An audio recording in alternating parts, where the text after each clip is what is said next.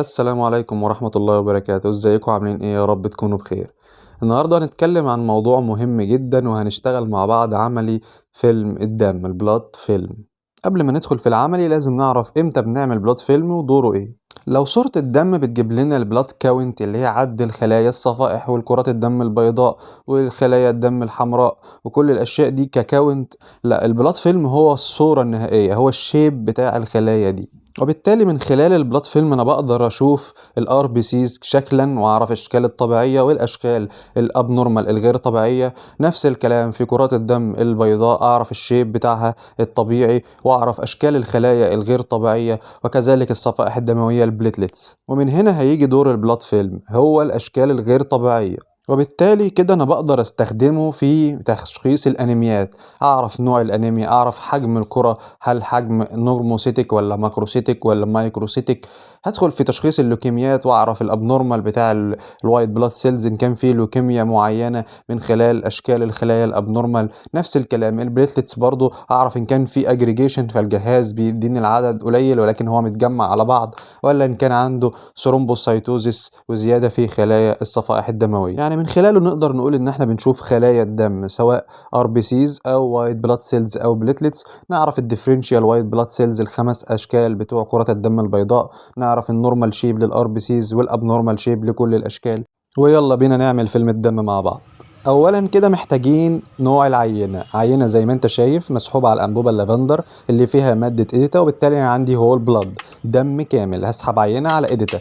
عندي شريحه زجاجيه، شريحه نظيفه تمسحها بشاش عشان لو في شوائب.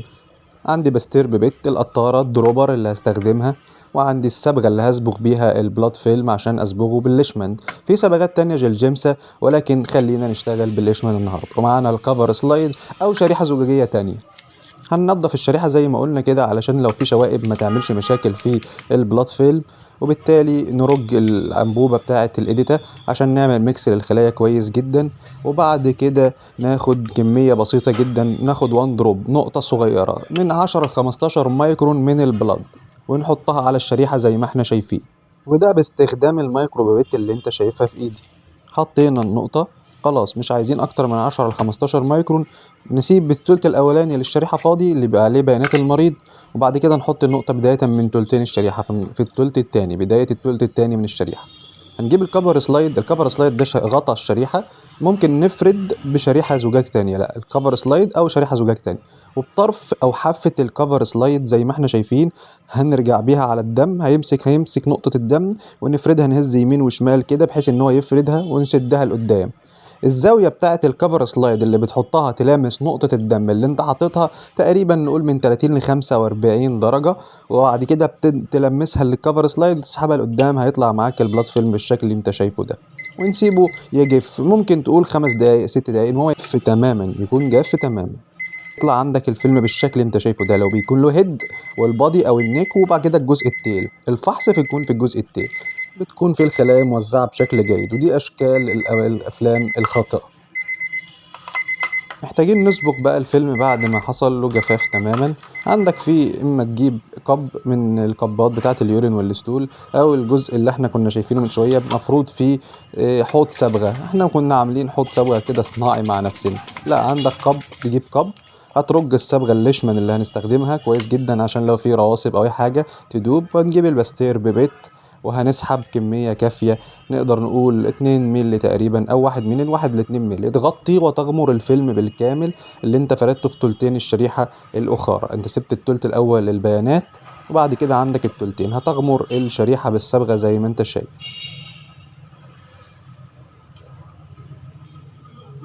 بعد كده هنسيب الصبغة على الفيلم فترة كافية، نقدر نقول ان ممكن نقول 5 دقايق تقريبا. انت بتعتمد على جودة الصبغة الخاصة بيك.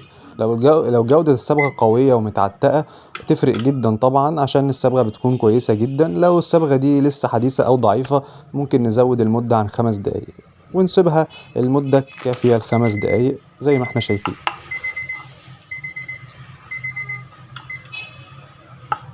لما بتمر ال5 دقايق بنجيب كب جديد ونحط فيه ديستلد ووتر. كب زي ما احنا شايفين نضيف جديد وهنملاه بالماء المقطر. علشان نستخدمها في ان احنا هنضيف نقط من الديستال ووتر فوق الصبغة. هيبقى دور المية المقطرة اللي احنا هنضيفها بالقطارة كمان شوية مع بعض دلوقتي فوق الصبغة ايه؟ ان هي بتدخل داخل الخلايا عن طريق الضغط الاسموزي، تبتدي الخلايا بتسحب المية وتتشربها مع الصبغة، فبتساعد على دخول الصبغة للخلايا، وفي نفس الوقت بتعمل زي بتنفخ الخلية كده، بتخليها واضحة جدا تحت الميكروسكوب، وبتكتفي وبتاخد الصبغة بكميتها الكويسة. فالمية بنضيفها زي ما احنا شايفين بننقط كده. لو احنا مثلا حاطين مثلا 1 ملي من الصبغة، بنضيف المية بتكون ضعف الصبغة تقريبا، يعني 2 ملي ضعفها. فاحنا بنزود كمية من الماء زي ما انت شايف بالباستير ببت ديستلد ووتر، مش ماء حنفية.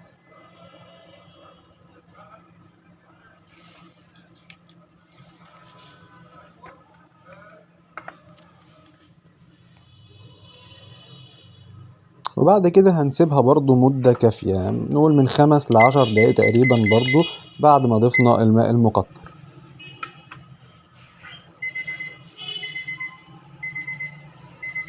وكده تمام.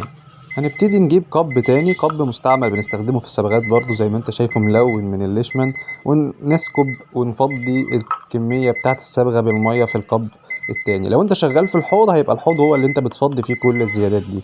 بعد كده هنغسل الشريحة دي، اما بتجيب ماء مكتر بالباستير ببت اللي كنا بنستخدمها من شوية القطارة، ونغسلها في القب بماء مكتر، او برضو بالتاب ووتر عادي بماء الحنفية. بنفتح المية كده بكمية بسيطة على نخلي الشريحة بشكل عمودي تحت المية بحيث ان هي ما تتاكلش. هنعمل خطأ دلوقتي عشان نشوف نتيجة ان انا لو عملت خطأ وحطيت الشريحة بشكل ان هي واضعة تحت المية بالظبط، هتاكل النص بتاع تلت الشريحة الاولاني. هو مش هيضرني بس مش هيبقى الفيلم جيد.